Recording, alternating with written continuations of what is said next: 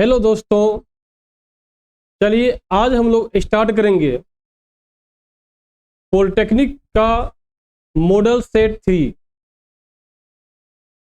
तो हमें आप लोग से आशा है आपका प्रिपरेशन साथी से अच्छा हो रहा होगा। उनको और अच्छे करने के लिए आप हमारे मॉडल सेट को अवश्य देखने का प्रयास करें। और चलिए आज हम लोग स्टार्ट करेंगे मॉडल सेट 6 का पहला पार्ट। चलिए हम लोग बिना समय को गवाए हुए, बिना समय को बर्बाद किए हुए स्टार्ट करते हैं आज का पहला क्वेश्चन।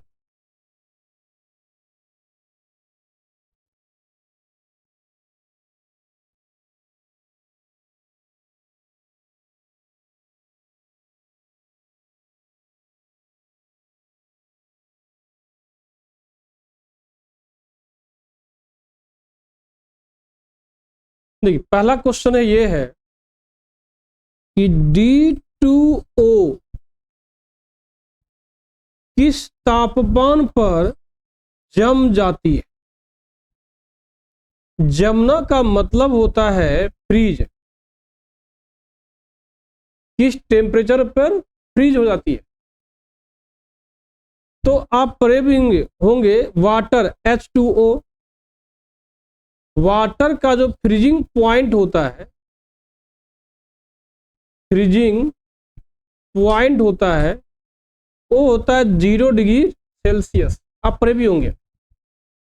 ठीक इसी प्रकार DTO, ये हाइड्रोजन जो देख रहे हैं ये क्या है, प्रोटियम है। क्या है, प्रोटियम है। और ये क्या है, ड्यूटेरियम है। हाइड्रोजन का आइसोटोप्स बताए थे आपको हम, कोई सेकेंड आइटोप्स से मिलके D2O बना है। और इसी को हम बोलते हैं, क्या बोलते हैं, भारी जल बोलते हैं। क्या बोलेंगे हम लोग, भारी जल कहते हैं। D2O के द्वारा, D2O को क्या बोलते हैं, भारी जल बोलते हैं। और यही भारी जल का फ्रीजिंग पॉइंट पूछ रहा है, क्या होगा। फ्रीजिंग पॉइंट पूछ रहा है, क्या है, क्या होगा।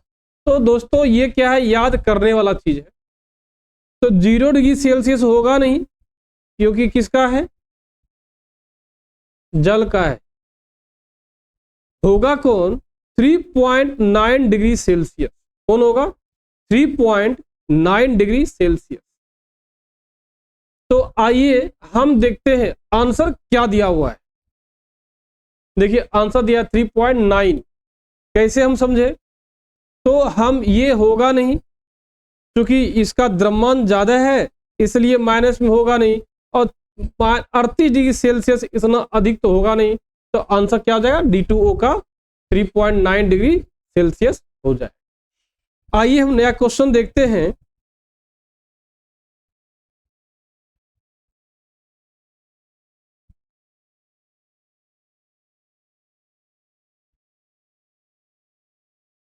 इलेक्ट्रॉन पर आवेश होता है,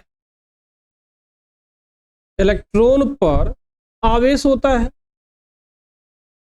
तो इलेक्ट्रॉन और प्रोटॉन के बारे में बताए थे आपको कि नाभिक के अंदर क्या होती है, प्रोटॉन होती है एंड न्यूट्रॉन होती है। नाभिक के बाहर इलेक्ट्रॉन होती है। तो आपसे पूछा गया है इलेक्ट्रॉन पर कितना आवेश होता है। तो इलेक्ट्रॉन पर आवेश होता है 1.6 गुना 10⁻⁻19 कूलम होता है। क्योंकि इलेक्ट्रॉन बोल रहा है तो यहां क्या हो जाएगा, माइनस लग जाएगा। क्योंकि देखिए माइनस किसी में नहीं दिया हुआ है, कहीं दिया है क्या, कहीं दिया है। 1.6 देखिए सब में दिया हुआ है, मल्टीप्लाई देखिए सब में दिया हुआ है, कूलम देखिए सब में है। डिफरेंस देखिए क्या हो रहा है, -19 का। देखिए हम -19 है, यहाँ 19 है, ये होगा नहीं। यहाँ 15 है, -15 ये भी नहीं होगा, -18 ये भी नहीं होगा। तो आंसर क्या होगा, जो -19 है वही क्या होगा, आंसर हो जाएगा। आइए देखिए आंसर क्या दिया हुआ है। देखिए आंसर क्या दिया हुआ है, 1.6 इंटू 10⁻⁻19 कूलम दिया हुआ है। आइए हम देखते हैं एक नया क्वेश्चन।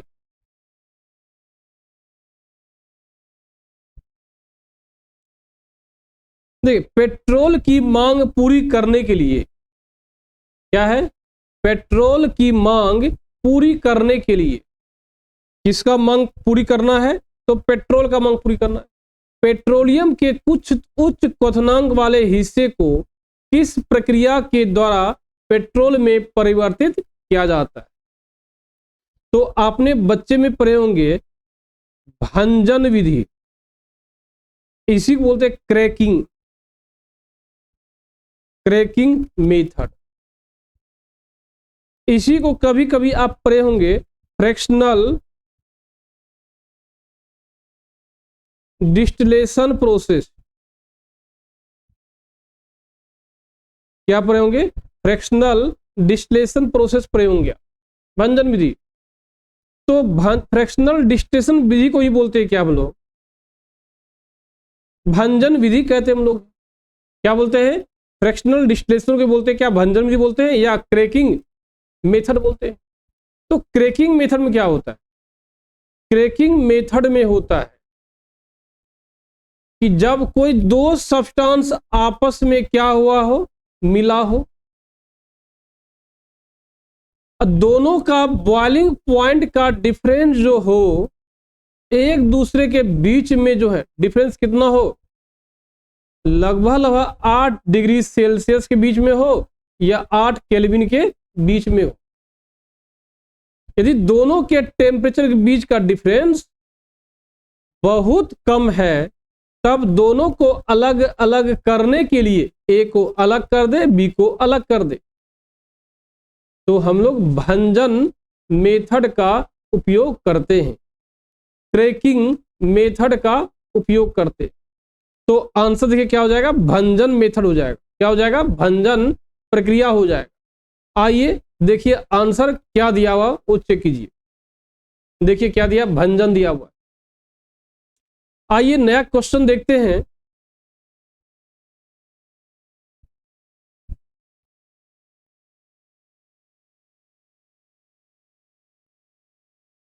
निम्नलिखित में से कौन सा पेट्रोलियम गैस को दर्शाता है, पेट्रोलियम गैस को, पेट्रोलियम गैस को कौन दर्शाता है। तो आप ये समझिए ना कि पेट्रोलियम गैस में कौन कौन रहता है। ये तो फुल्ली का फुल्ली क्या रिमेंबर करना है, इसको क्या करना है, याद करना है। तो पेट्रोलियम गैस में होता है इथेन। क्या होता है, CH इथेन। C2H6 होता है, प्रोपेन C3H8 होता है, C4H10 होता है। जब ये तीनों गैस को आपस में हम मिला देते हैं तो क्या बनती है, पेट्रोलियम गैस बनती है। जैसे कि आप पढ़े होंगे जल गैस। क्या पढ़े थे, जल गैस। जल गैस कैसे बनती है, कार्बन मोनोऑक्साइड और हाइड्रोजन गैस को मिला दीजिएगा ना तो जल गैस बनता है। आप पढ़े थे प्रोड्यूसर गैस, याद कीजिए।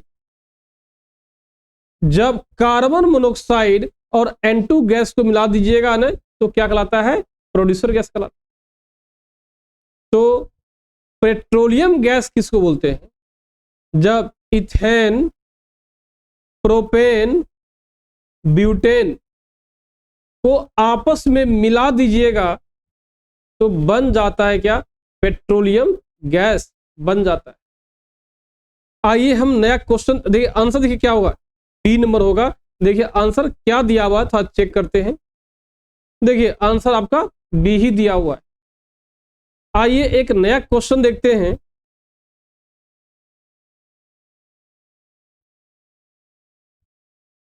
निम्नलिखित में किस अणु में डबल बॉन्ड नहीं है।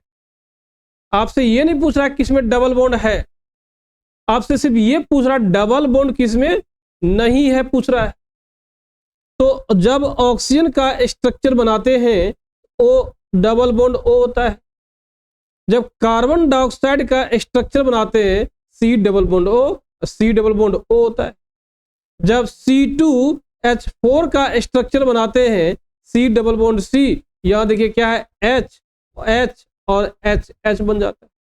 जब NH3 का स्ट्रक्चर बनाते हैं ये बनता है N, H और H और क्या बनता है H, यहां क्या होती है लॉन पेयर इलेक्ट्रॉन होती है। ये समझिए हम लोग। तो इसमें आंसर देखिए क्या हो जाएगा, डबल बॉन्ड किस में नहीं दिख रहा है आपको, इसमें नहीं दिख रहा डबल बॉन्ड, तो आंसर क्या हो जाएगा डी नंबर हो जाएगा। आइए आप देखिए आंसर क्या दिया हुआ है, देखिए डी दिया हुआ है। आइए हम नया क्वेश्चन देखते हैं।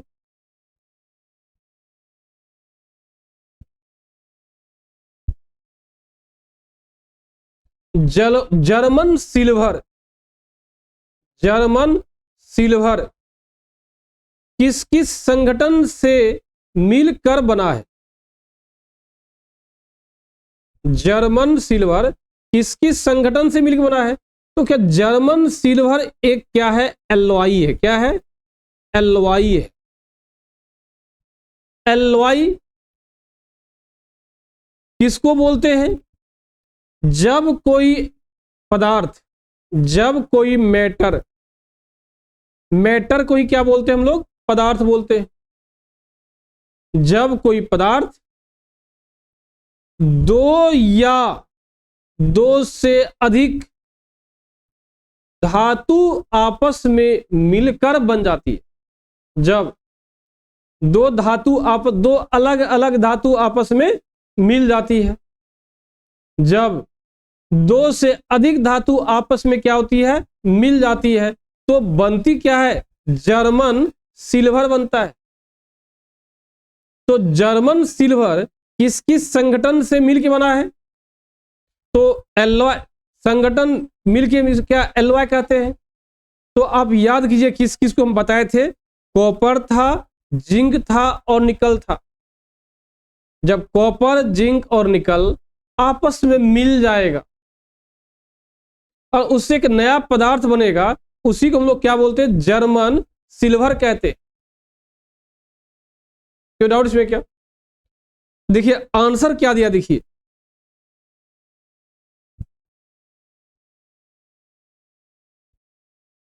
देखिए आंसर दिया है सी नंबर दिया है कॉपर जिंक और निकल। तो याद रखिए जर्मन सिल्वर कई बार क्वेश्चन ये पूछा गया है, तो ध्यान रखना है। आइए नेक्स्ट क्वेश्चन देखते हैं।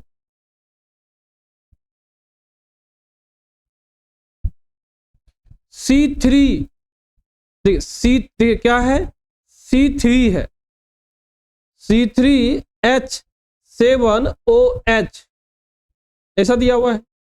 इसको लिख सकते हैं CH3 CH2 CH2OH। ये देखिए कौन सा ग्रुप है, अल्कोहल ग्रुप है। क्या है अल्कोहल ग्रुप है, अल्कोहल ग्रुप है। अब बोल रहा है इस अल्कोहल ग्रुप का IUPAC नेम क्या है, आपको ये बतलाना है। IUPAC नेम क्या है आपको यही बतलाना है। तो इसका अल्कोहल देखिए 3 कार्बन है तो प्रोप होगा, 3 कार्बन है तो क्या होगा प्रोप होगा। अल्कोहल को क्या लिखते हैं ओल लिखते हैं, क्या लिखते हैं ओल, तो क्या होगा प्रोपानोल, क्या हो जाएगा प्रोपानोल हो जाएगा। क्या प्रोपेन होगा, क्या नहीं होगा। प्रोपेनोइक होगा, क्या नहीं होगा, क्योंकि नोइक में COOH होता है नोइक में। आपको बोल रहा है अल्कोहल तो क्या होता है प्रोपानोल होता है, किसमें अल्कोहल में। आइए हम देखते हैं नया क्वेश्चन। देखिए आंसर क्या दिया प्रोपानोल।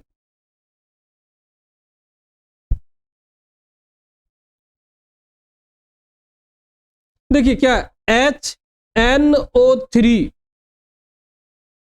क्या दिया है HNO3 दिया हुआ है। आपको निकालना है नाइट्रोजन का ऑक्सीकरण संख्या।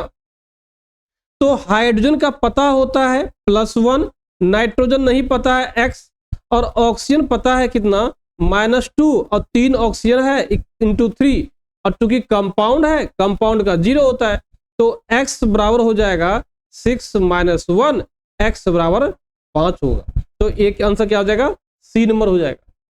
आइए देखिए आंसर क्या दिया हुआ है, देखिए 5 दिया हुआ है।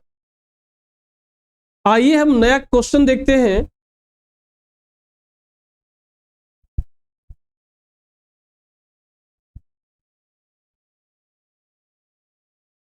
एक गैस का वाष्प घनत्व, क्या दिया है, एक गैस का वाष्प घनत्व दिया हुआ है। देखिए दिया है क्या, वाष्प घनत्व दिया हुआ है, 8.5 दिया हुआ। देखिए जब वाष्प घनत्व दिया हुआ है तो गैस का अनुभार निकल जाएगा आपको, गैस का अनुभार आपको निकल जाएगा, और गैस का अनुभार बराबर होता है 2 इंटू वाष्प घनत्व होता है। तो क्या हो जाएगा, गैस का घनत्व 2 इंटू 8.5, ये कितना होगा, 17 हो जाएगा। तो गैस का अनुभार इतना हो गया, कितना देखिए 17 ग्राम। तो आप कह सकते हैं गैस का अनुभार कितना हो गया, 17 ग्राम हो गया। देख लीजिए अब देखिए क्या बोल रहा है, अब देखिए क्या सिंपल सी बात है, ये अनुभार निकला आपका। तो आप कह सकते हैं चूंकि एक अनुभार को रखने के लिए कितना लीटर आयतन चाहिए आपको, तो आप परे भी होंगे। एक अनुभार को रखने के लिए एनटीपी पर या एसटीपी पर कितना चाहिए, 22.4 लीटर चाहिए। तो लिखेंगे चूंकि 17 ग्राम को रखने के लिए 22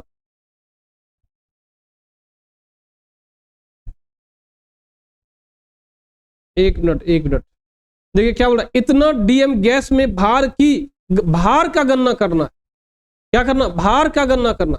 तो आप लिखेंगे क्या, 5.4 लीटर आयतन को रखने के लिए कितना चाहिए, इतना लीटर आयतन रखने कितना ग्राम चाहिए, इतना ग्राम की आवश्यकता है। मतलब इतना आयतन आप कह सकते 22.4 लीटर आयतन को, लीटर को क्या बोलेंगे, 22.4 लीटर गैस को रखते हैं, उसके अनुभार के बराबर कितना ग्राम है, 17 ग्राम अनुभार है। इसलिए 1 लीटर में देखिए क्या होगा, 17/22.4। इसलिए देखिए कितना बोल रहा है, 8.98, कितना होगा, 17 गुना 8.98 बटा 22 कितना 4। जब इसको हल कीजिएगा देखिए आंसर देखिए क्या आ जाएगा, 6.80 ग्राम आ जाएगा। अब सवाल ये है, ये कैसे समझे इतना ग्राम होगा, तो ध्यान रखिएगा 8 dm³ बराबर होता है 8 लीटर होता है। कैसे समझे हम लोग कैसे समझे इसको, तो ध्यान रखिएगा 1 एक रिलेशन है। देखिए रिलेशन देखिए क्या समझिए, मैं यहां लिख रहा हूं रिलेशन, देखिए एक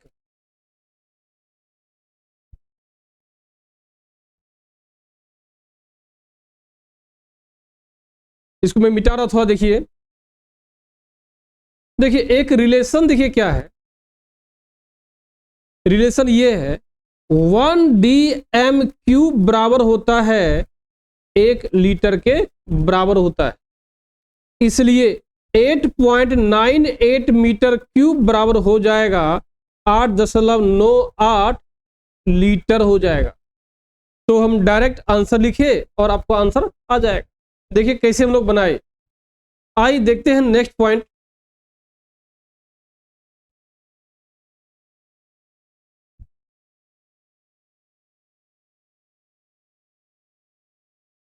इलेक्ट्रॉनिक विन्यास में तीसरे कोष में रहने वाले इलेक्ट्रॉन की संख्या कितना होगा?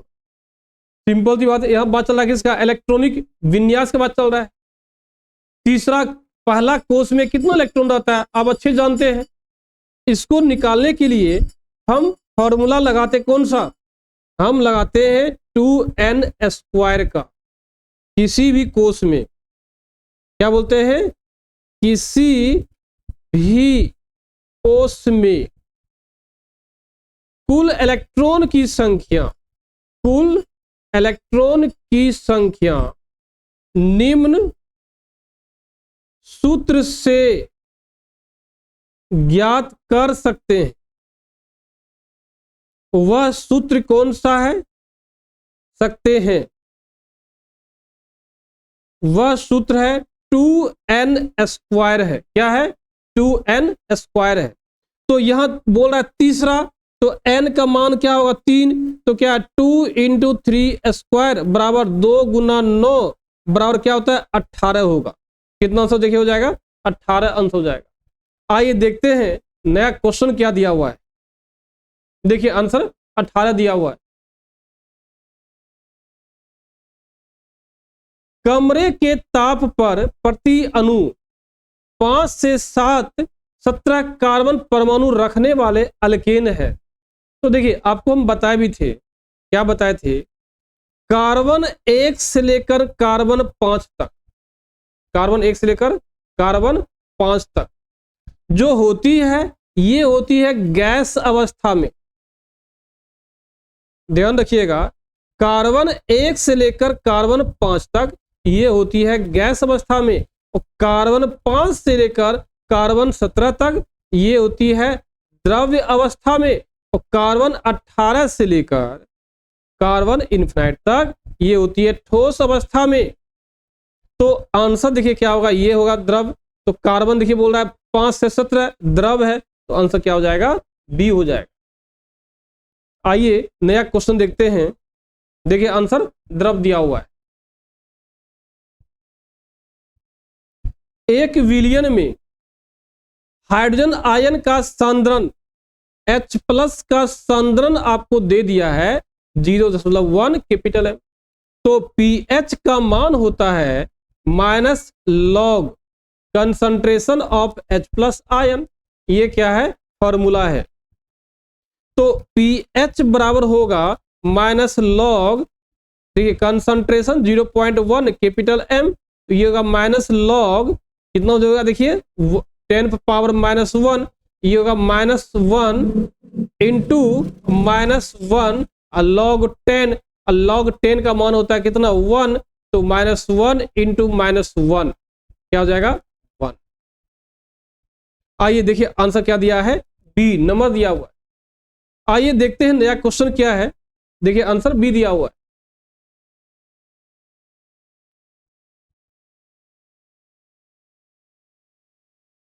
देखिए दिया हुआ है आवर्त सारणी के समान ऊर्ध्वाधर समूह के तत्वों को क्या कहते हैं? क्या बोलते हैं? देखिए जैसे मान ऊर्ध्वाधर, ये क्या ऊपर से नीचे हो गया ना, इसी को हम लोग क्या बोलते हैं? ऊर्ध्वाधर बोलते हैं। क्या बोलते हैं? वर्टिकल बोलते हैं इंग्लिश में। क्या बोलेंगे? वर्टिकल, वर्टिकल कहते हैं। और जो ये सोया हुआ होता है ना, इसको बोलते हैं हॉरिजॉन्टल। क्या बोलते हैं? हॉरिजॉन्टल। तो बोल रहा है समूह के तत्वों में समानता होता है। क्या होता है? समान इलेक्ट्रॉनिक कॉन्फ़िगरेशन होता है, समस्थानिक की संख्या होता है, ये तो होगा संभावना नहीं है। समान परमाणु माप होता है, ऐसा भी नहीं है। उसके परमाणु के बाह्यतम कक्ष में इलेक्ट्रॉन की संख्या समान होता है, समान इलेक्ट्रॉनिक विन्यास भी नहीं होता है। जैसे एग्जांपल देखिए सोडियम, तो देखते हैं सोडियम के पहले हम लिथियम देखते हैं, 3 है 1s2 2s1, सोडियम 11 है 1s2 2s2 2p6 3s1, potassium देखते हैं 1s2 2s2 2p6 3s2 3p6 4s1। देखिए 72 कक्षा में इलेक्ट्रॉन की संख्या क्या है, एक समान है, इसलिए आंसर क्या हो जाएगा, डी नंबर हो जाएगा। देखिए आंसर क्या दिया हुआ है, देखिए आंसर डी दिया हुआ है। आइए नया क्वेश्चन देखते हैं। शुष्क सेल में वैद्युत अपघटन घटक का कार्य करता है। मीन्स आप पढ़े होंगे इलेक्ट्रोलाइट, क्या पढ़े होंगे, इलेक्ट्रोलाइट पढ़े होंगे, इलेक्ट्रोलाइट पढ़े होंगे। तो ये इलेक्ट्रोलाइट कौन सा है, जो आयंस प्रोड्यूस करता है ना, वही आप लिक्विड के साथ मिलके क्या बनाता है, इलेक्ट्रोलाइट बनाता है। तो शुष्क सेल में वैद्युत अपघटन का कार्य कौन करता है, तो ये क्वेश्चन तो बिल्कुल क्या है, याद करने वाला है, इसलिए आपको डायरेक्ट याद कर लीजिए। आंसर क्या होगा, अमोनियम क्लोराइड होगा। क्या होगा, अमोनियम क्लोराइड होगा। आइए नया क्वेश्चन देखते हैं।